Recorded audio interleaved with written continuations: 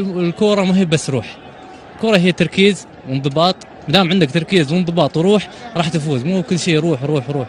أنا روح بدون تركيز بدون انضباط ما تقدر تسوي لك شيء في الملعب.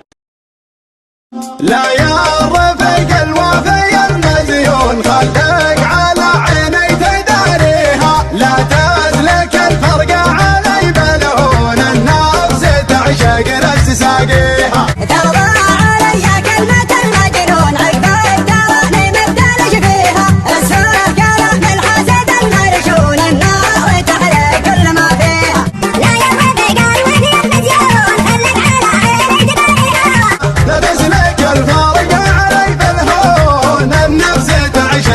نفس ساقي